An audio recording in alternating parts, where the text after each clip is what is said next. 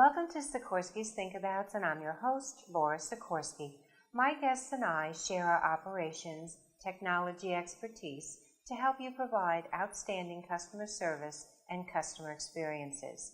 Today, our guest is me, and we're going to be talking about keeping absenteeism to a minimum. Now, what does it really mean to be absent? It's not present or attending, missing, not existing, inattentive, or preoccupied. And as every call center manager knows, mental emotional absenteeism causes the most nightmares. We have the buns and seats, but your reps just aren't there. So what are some of the ways to control absenteeism? First is office environment and ergonomics, and we recently had a show on that with Joe Agno. Hiring practices. The other day we had a show with folks from Lloyd Staffing. Training programs and performance criteria.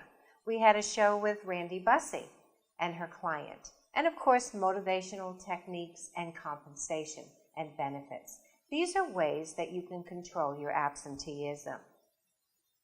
Now, what do we know about the office environment? Stop sick building syndrome. This is something that a lot of managers and call center facilities folks don't really take into consideration when discussing absenteeism. What you should be doing is meeting with your landlord or facility manager to discuss scheduling the cleaning of air vents. I don't know how many times I've walked into a call center, or even if you today walk out onto your work floor and look at those grates in the ceiling. You'll see dust, and every time you turn off that HVAC system at night or on weekends and the air flows through again, all that dust comes down on your staff. The fresh air is not returned from the roof, but it was returned from the bottom of the air shafts. Again, that's bacterial things that are getting into your call center. Janitorial service. During the day, pick up and clean, particularly in your lounge area. Many times those garbage cans in the lounge are overflowing, and perhaps you need to consider redoing that. And certainly in your restrooms, please try to do antibacterial soap, paper towels, and of course the heavy-duty hand dryers that we see most of the time. So what are other environment issues that will cause absenteeism? First of all, you get headaches, and headaches are caused by glare, ceiling fixtures, light fixtures, furniture. For example, if you have white top desks, the ceiling lighting fixtures will bounce back. Controlling your controls on the ceiling fixtures. Many times you walk in and you have 4 fluorescent tubes in the actual fixtures themselves. And what you can do is work with your electrician to do alternate light controls on the light switch. So only 2 will come on instead of 4. Now, what about eye prescriptions? Many doctors need to know that your staff works on the PC monitors day in and day out for a shift of 2-3 hours long.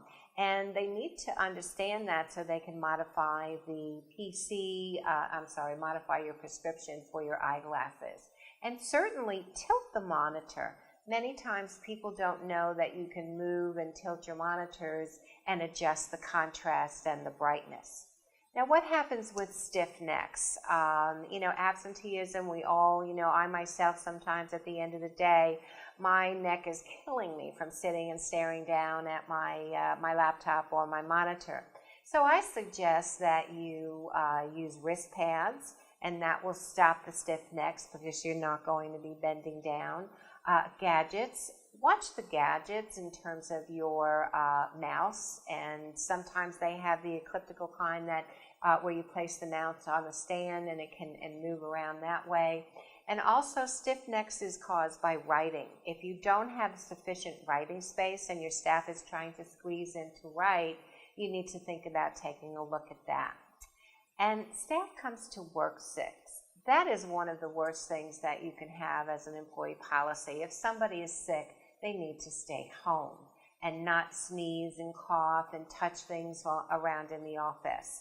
And so I strongly suggest that you have a at-home, take-them-home policy. Certainly, healthy hiring is important. You need to look at the personality traits of your staff, look for a long-term career, look at communication skills. Are they listening? Are they understanding?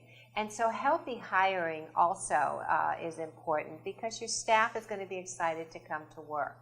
And certainly testing will reveal the ideal candidates. If you do not test for personality traits and test for skill sets, you may be making a bad hire. So I'm going to take a short break at this moment, and we'll be back right afterwards.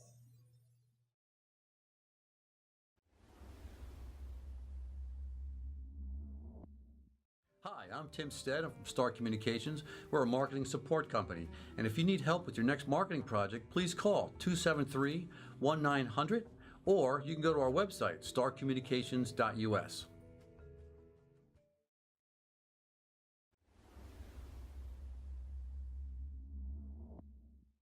Welcome back to Sikorski's Think Abouts. I'm your host and guest today, Laura Sikorski. We've been talking a little bit about keeping absenteeism to a minimum in your contact center, and I just want to end our show with a few more concepts that you probably want to think about. There should be healthy training. Training needs to teach and develop your staff.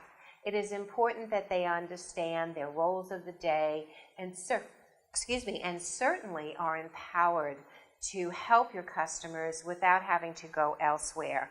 Many times when a customer is transferred to another department, they get upset, and then the receiving end of that phone call does have a tough time with it. And again, the person on this side of the call, that has not empowered to help the staff, it just doesn't set a good precedent for your contact center. And also, I think one of the biggest things is to train your staff on customer service, and telephone etiquette. Handling, customers, knowing what to say and what not to say is extremely important. Many times staff will use the word but. However, is the best word to use, because the transition the customer doesn't say, oh, what do you mean I have to, or but this, or but that. And you need to watch how your staff does control the call with the telephone etiquette. And certainly please and thank you are extremely important, and that's another healthy part of training. And coaching. Big Brother isn't watching anymore out there in the customer service world. Everybody wants to know how they're doing, how they sound, and is there something that they could learn that will teach them to be a better representative on the telephone. So how do you foster enthusiasm with your staff and control that absenteeism?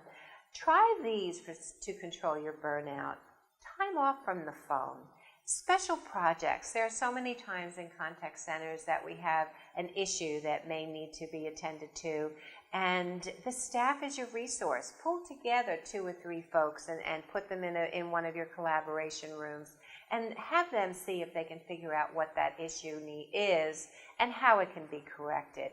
Certainly, career enrichment, any type of outside seminars that would foster enthusiasm is really important. And cross-training. Sometimes I think about my past career when I was an agent, and I always wanted to learn about another job in the center. And I was lucky enough to have management and to have a person who mentored me during that time in the call center world and in the actual center. And I was cross-trained on so many different things that happen in the contact center. And that too made me feel really great about coming to work. Task forces are probably the best thing that you can do to foster enthusiasm in your contact center. It makes their jobs easier. Many times when I was an acting director of a center, if the staff was complaining about an issue, I usually pulled them together with others and said, okay, fix it. Let us know what you think we should do here in the contact center. And many times the idea would work, and many times not. But I think it's a great idea for you to help those folks who are constantly complaining and put them in charge of something and see how the outcome will be. A lot of times it's, they want to change the system, and, sometimes in your heart, it's not the right thing to do, but let it go, let them do the change, and then work on it afterwards. So, there's all this gamification that everyone is talking about in the industry to foster enthusiasm. And, here are a couple of ideas. Some of them are cash, and I don't mean physically giving money. Here in the metropolitan area, give a couple of subway tickets, free Metro cards, or you can give gas coupons. That's really a gas voucher, and now that the gas prices are coming up here in the States, it's probably a great thing to do, for gas coupons and how to get to work. And maybe some theater tickets, not necessarily Broadway theater or that type of a theater, live plays, but maybe something for the movies. And of course, pay and benefits are extremely important to control your absenteeism and foster enthusiasm. We don't want to get what I call happy feet, where people now are starting to go back and forth to different contact centers because of pay. And so you need to be careful about that. So we're almost at the end, and I think our think-abouts today are really to remember the human side of your call center. Put yourself into your staff's shoes. Remember that all your staff is either a mom or a dad, an uncle or an aunt, a brother or a sister, and there may be special events that are happening in their family, or a sad event that happened in their family. You need to know, they need to know that you understand that they have personal issues, and that once you understand that, they will enjoy coming to work because now they know that they have a friend at the office. If you come through the ranks, if you did come through the ranks of being a manager or a supervisor, remember what it's like when your first day on the job or when you're talking on the phone, and how many times you really wish you could just stand up and get away for a second. When you have a heavy call volume day, that's really a great thing to give to your staff. And always, always remember that your employees are your most important asset.